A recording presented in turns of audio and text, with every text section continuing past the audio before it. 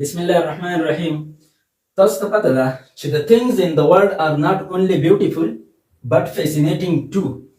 په دنیا کې چې الله تعالی کوم څیزونه پیدا کړي دي نو دا نه صرف ښکلي دي بلکې دلکش هم دي، د انسان زړه ځان ته راکاږي. صحیح ده، ښکلي دي، مزیدار دي. ولې فیسینیټینګ دي؟ ولې دلکش دي؟ ځکه چې ویریشن دی په دوی کې، مختلفوالی دی پکې، د یو بل نه مختلف دي. څنګه ویریشن دی؟ څنګه مختلفوالی دی؟ مطلب په سایز کې مختلفوالی دی، څه څیزونه په سایز کې یو عمر وي، څه په سایز کې بل عمر وي. دغه شانتې په شیپ کې مختلفوالی دی، د چا شیپ به یو شانتې وي د کوم څیزونو، او د بعضې نیم څیزونو شیپ به بل شانتې وي، شکل. بیا زموږ سره چې کوم کلر دی په دنیا کې چې الله تعالی څومره څیزونه پیدا کړي دي، د چا کلر به یو شانتې وي، د چا کلر به بل شانتې وي. د دې نه علاوه ایټینګ بیهیویر، د چا ایټینګ بیهیویر، د خوراک بیهیویر به یو شانتې وي، د چا به بل شانتې وي. مثال کې طور پر انسان ته وګورئ، د هغه ایټینګ بیهیویر څنګه دی، او غواګانو ته وګورئ، سپو ته وګورئ، میخو ته وګورئ. صحیح ده که نه؟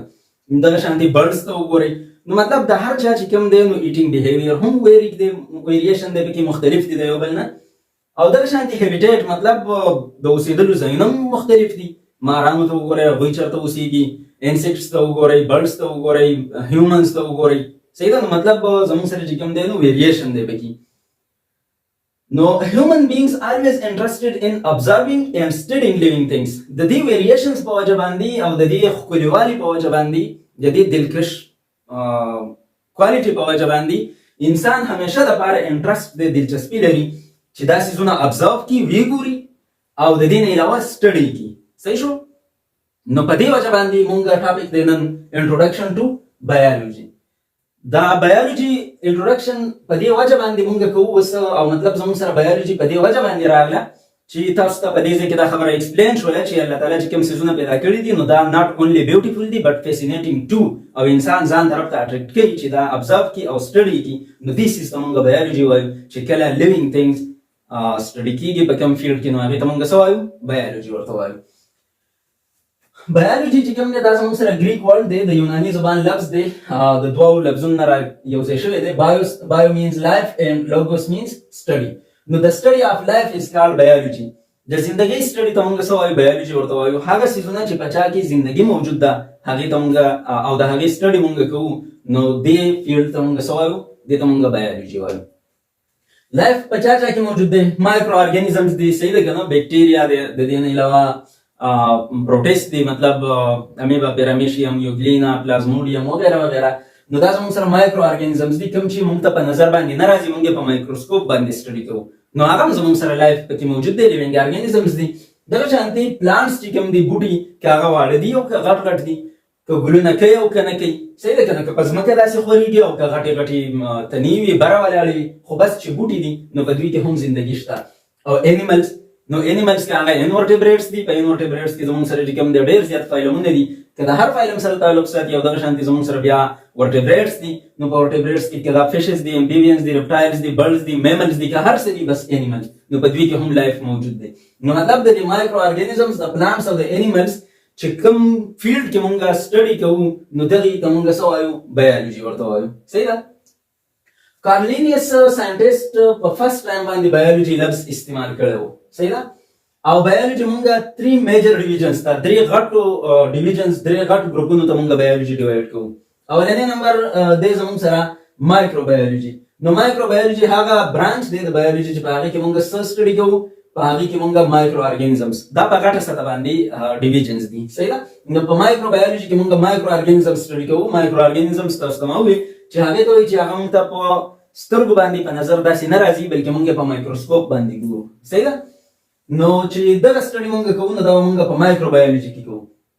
او باټني په پلانټس سټډي ته مونږ څه وایو؟ باټني ورته وایو. او پلانټس مونږ ته پته ده چې کلوروفیل پکې موجود دی او خپل خوراک په خپله تیارولی شو، نو دې ته مونږ اټوټرافیک وایو.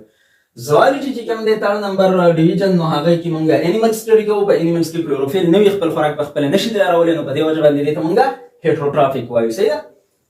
اوس به مونږ راشو برانچز اف بایولوژي، کوم چې زموږ سره مطلب دا خو میجر ډیویژنز وو که نه، په غټه سطح باندې 3 ډیویژن کې ډیوایډ کړي وو. اوس برانچز دي، نو برانچز بیا زموږ سره ډېر شي دي. صحیح ده؟ برانچز اف بایولوژي کې اولنی نمبر زموږ سره دی مارفالوژي. نو مارف شیپ ته وایي، شیپ ته، ایکسټرنل شیپ. یو څیز ته وګورئ دا څنګه ښکاري، څنګه دی، څنګه نه دی، ګول دی، سکویر دی اوږد دی څنګه دی مطلب نو د ایکسټرنل شیپ چې کله موږ سټډي کوو په کوم فیلډ کې د بایولوژي نو هغې ته موږ څه وایو مارفالوجي ورته وایو. اوس د بایولوژي بل شاخ چې هغې کې موږ انټرنل سټرکچر ګورو د بهر نه یوازې نه مطلب بهر نه ورته نه ګورو بلکې هغه څیز کټ کو داسې او دننه یې کلاو کو او دننه پکې ارګن سټډي کو نو دې ته موږ څه وایو دې فیلډ ته بیا موږ اناټمي ورته وایو. دې برانچ ته موږ بیا څه وایو اناټمي ورته وایو چې کله موږ انټرنل سټرکچر سټډي کو هغه ارګانیزم موږ ډایسیکشن وکړو کټ کو او دننه پکې وګورو چې په دې کې دننه څه دي نو دې ته موږ څه وایو اناټمي ورته وایو.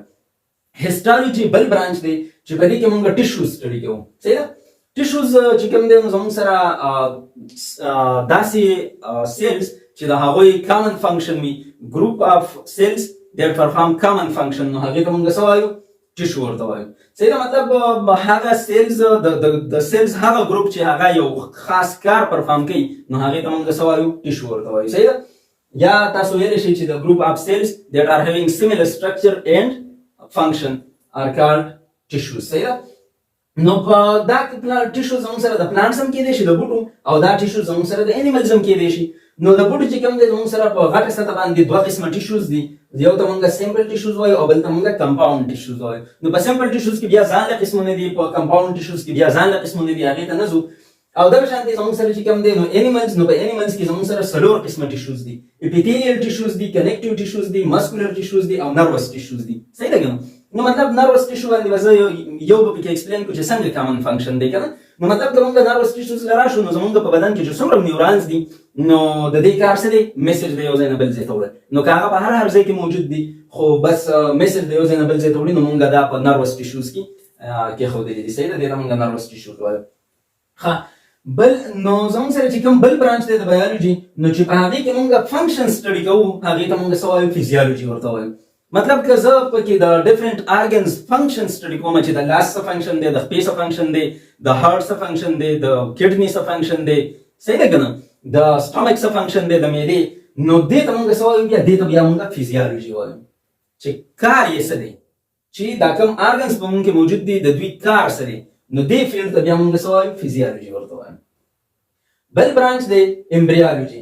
امبریالوجي کې موږ امبریو سټډي کوو. اوس امبریوسیس دی نو ډیولپمنٹ اف ان ارګانیزم فرام ا فرټیلایزډ ایگ ټو د فارمیشن اف ان اډلټ لایک فارم.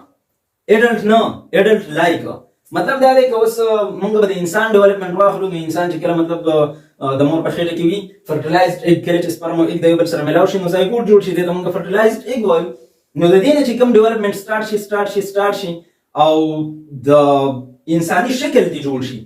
صحیح ده که نه دلته لفظ استعمال شوی دی اډلټ لایک فارم مطلب اډلټ نه چې یاره مطلب دا به پیدام شي او بیا به غټیږي او بالغ به شي نو د دې پورې امبریو نه د دې پورې نه د فرټیلایزډ ایگ نه واخله د اډلټ لایک فارم پورې مطلب چې څومره پورې دا دومره ډیولپ شي چې د انسان شکل دې جوړ شي نو دې ته بیا موږ څه وایو دې ته موږ امبریو وایو او د دې سټډي ته موږ څه وایو امبریالوجي ورته وایو.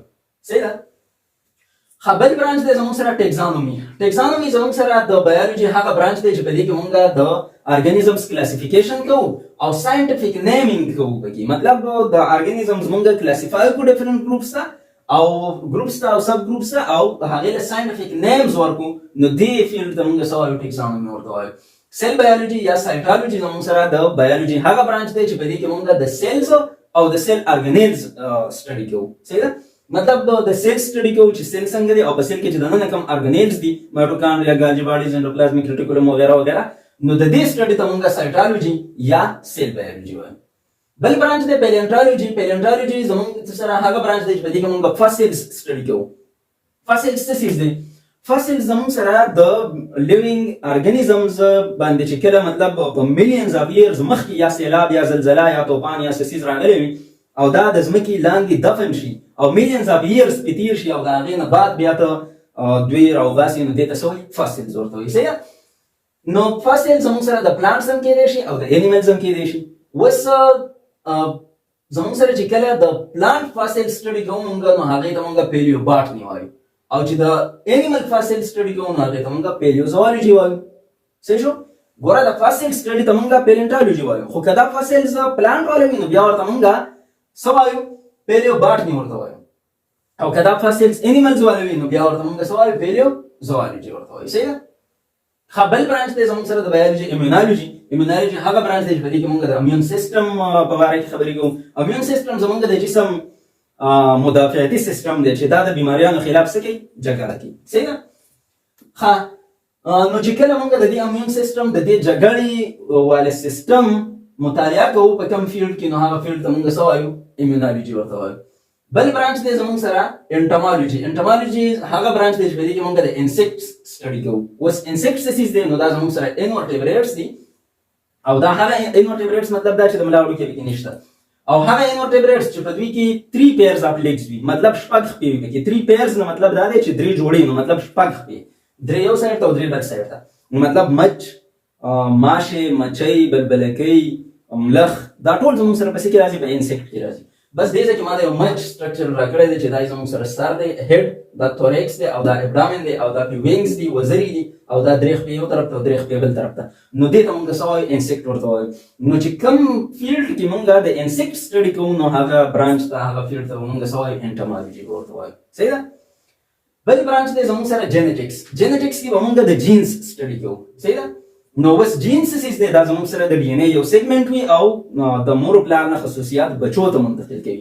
صحیح ده. نو دې ته موږ څه وایو؟ جینز ورته وایو. نو چې د جینز سټډي موږ په کوم فیلډ کې کوو، په کوم برانچ کې کوو، هغې ته موږ څه وایو؟ جینټکس ورته وایو. یا موږ داسې ویلی شو چې ټرانسمیشن اف کریکټرز فرام پیرنټس ټو آفسپرینګز، د مور پلار نه چې کله خصوصیات بچو ته منتقل کېږي، نو دې فیلډ ته موږ څه وایو؟ جینټکس ورته وایو. صحیح ده. ښه بایوټیکنالوجي. بایوټیکنالوجي زموږ سره هغه شاخ دی، هغه برانچ دی د بایولوژي چې په دې کې موږ چې یو ارګانیزم د انسانانو د فائدې لپاره استعمال شي، دې فیلډ ته موږ څه وایو؟ بایوټیکنالوجي. نو د یوز اف ارګانیزمز فار د ویلفیر اف هیومینټي، د انسانیت لپاره چې کله ارګانیزمز څه شي، مطلب استعمال شي، نو دغه فیلډ ته موږ څه وایو؟ بایوټیکنالوجي. مثلا ساينټیسټ ریسرچ کړی دی، هیومن انسولین والے جین یې بیکټیریا ته اچولی دی، او بیکټیریا اوس څه پیدا کوي؟ انسولین پیدا کوي. نو بیکټیریا یو ارګانیزم دی کنه، نو موږ د انسان د فائدې لپاره استعمال کوو، نو دې برانچ ته موږ څه وایو؟ بایوټیکنالوجي ورته وایو. صحیح ده. انوایرمنټل بایولوژي. انوایرمنټل بایولوژي د نوم د ظاهره ده، بس چې موږ پکې د انوایرمنټ او د ارګانیزمز او د دوی په منځ کې چې کوم انټر ریلیشنشپ دی هغه سټډي کوو، نو دې ته موږ څه وایو؟ انوایرمنټل بایولوژي ورته وایو. صحیح ده. environment څه ته وایي؟ زموږ چاپېریال ته موږ environment وایو. صحیح ده که نو انټر ریلیشنشپ اف ارګانیزمز اینډ دیر انوایرمنټ. چې کوم environment دی مطلب نان لیوینګ ثینګز دي، او چې کوم ارګانیزمز دي، نو د دوی په منځ کې څه انټریکشنز دي د یو بل سره، نو دې فیلډ ته بیا موږ څه وایو؟ انوایرمنټل بایولوژي ورته وایو. بل زموږ سره چې کوم برانچ دی د بایولوژي، نو هغه زموږ سره پیراسیټالوجي ده. پیراسیټالوجي کې موږ د سټډي اف پیراسایټس کوو. صحیح ده. اوس پیراسایټس څه څیز دی؟ پیراسایټ زموږ سره هغه ارګانیزمز دي چې دا په بل ارګانیزم کې دننه اوسېږي او هغه ته نقصان ورکوي. صحیح ده که مطلب بیماري پکې کاز کوي، نو دغه دا کوم چې پکې اوسېږي، یا مطلب د دننه پکې اوسېږي او که بهر پکې اوسېږي، خو د هغه نه خوراک اخلي او هغه ته نقصان ورکوي، نو دې ته موږ پیراسایټ وایو. صحیح ده. مطلب په انسانانو باندې چې کوم سپږه ده دا بهر اوسېږي، خو دا یو قسم له پیراسایټ دی. دغه شانتې کونې په غواګانو ماګانو کې، نو دا هم پیراسایټ دی. دغه شانتې په ماشومانو کې چې کوم چینجي وغیره دي، نو دا پکې دننه اوسېږي او ماشومانو ته نقصان ورکوي او د هغوی نه خوراک اخلي، نو دا هم پیراسایټس دي. نو په دې وجه باندې زموږ سره چې کوم پیراسایټس سټډي کوو موږ، نو هغه برانچ ته موږ څه وایو؟ پیراسیټالوجي ورته وایو. او د دې پیراسایټس بیا زموږ سره دوه قسمونه دي. انډو پیراسایټس هغه پیراسایټس چې هغه د لیوینګ ارګانیزم په جسم کې دننه اوسېږي، او اکټو پیراسایټس هغه پیراسایټس چې هغه د لیوینګ ارګانیزم د جسم نه بهر اوسېږي. د انډو پیراسایټس مثالونه زموږ سره اسکیرس لمبریکایډس دی او انټروبیس ورمیکولیرس دی. اسکیرس لمبریکایډس زموږ سره په ماشومانو کې یا یو په غاټو کې چې کوم چینجي وي، نو هغې ته موږ څه وایو؟ اسکیرس لمبریکایډس. او دا چې کوم انټروبیس ورمیکولیرس دی، نو دا خو پین ورم دی، هغه واړه واړه چینجي کیښې چې څه ته وایي. صحیح ده. نو دا په انساني وجود کې دننه اوسېږي، نو دې ته موږ څه وایو؟ انډو پیراسایټس ورته وایو. او د الټرو پیراسایټس مثال لایس دی، سپږه او ټیکس کونی مونی چې کوم دی، نو دې ته موږ وایو دا په لیوینګ ارګانیزم کې دننه نه اوسېږي، بهر پرې اوسېږي او د دغې ارګانیزم نه خوراک را اخلي. صحیح ده. سوشیو بایولوژي. سوشیو مطلب سوشل نه راغستلی. نو چې کله موږ د سوشل بیهیویر سټډي کوو، نو دغې فیلډ اف دغې برانچ اف بایولوژي ته موږ څه وایو؟ سوشیو بایولوژي ورته وایو. نو کله چې موږ د انسانانو سوشل بیهیویر سټډي کوو، د اینټس، د میګو، د بیز چې کوم زموږ سره مچۍ دي ګبین والا، نو یا نور چې کوم زموږ سره ټرمایټس دي، وینم، نو د دوی چې کوم سټډي مونږ کوو سوشل بیهیویر نو دغه برانچ ته مونږ سوال سوشیو بایولوژي ورته وایو. فارماکالوجي د بایولوژي هغه برانچ دی چې په دې کې مونږ ډرګز اند دیر افیکټس آن هیومن باډي چې په دې کې مونږ دوايانې ډرګز سټډي کوو او د دوی چې کوم افیکټ دی په هیومن باډي باندې کوم اثر دی دا سټډي کوو په دې فیلډ کې مونږ. صحیح ده؟